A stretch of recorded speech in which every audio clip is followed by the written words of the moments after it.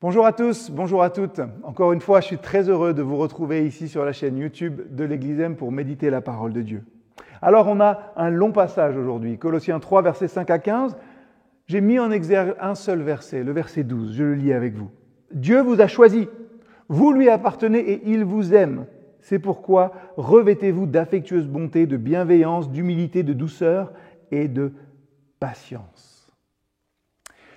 Vous savez, il y a quelque chose que j'apprécie particulièrement, c'est prendre le temps d'écouter le récit de vie de gens qui ont un jour radicalement changé de chemin, professionnellement, personnellement. Pourquoi j'aime ça? Parce que ça me rappelle qu'on peut à tout moment changer et grandir. Et Paul demande ici aux chrétiens de Colosse de revêtir un habit qui soit spirituellement en accord avec leur nouvelle identité. Ils sont morts avec Christ et ressuscités à une toute nouvelle vie. Et ça, c'est une réorientation radicale. Du coup, une pensée m'est venue en lisant ce texte, et ce n'est pas la même que celle que vous trouvez dans votre livret.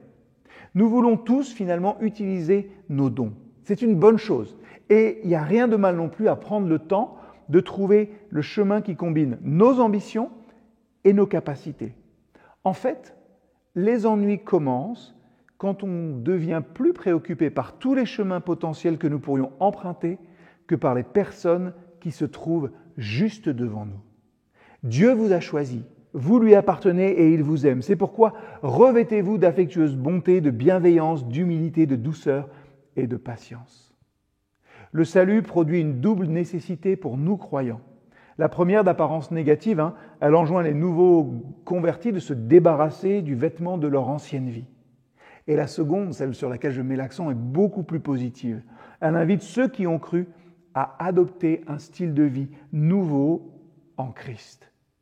La nouvelle nature bâtit des ponts. L'Église se débarrasse des anciennes barrières qui séparaient les gens. Dieu unit tous les croyants en Jésus-Christ, quel que soit leur arrière-plan. Alors, une chose, peut-être ne vous prenez pas la tête avec la volonté de Dieu pour votre vie. Dieu vous l'a déjà montré. L'aimer et aimer les autres. C'est aussi simple et aussi difficile que cela. Et Dieu se moque du contexte dans lequel vous faites ça.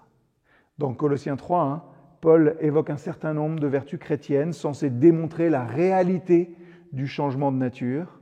Laquelle de ces vertus décrit-elle peut-être le mieux cette métamorphose chez vous?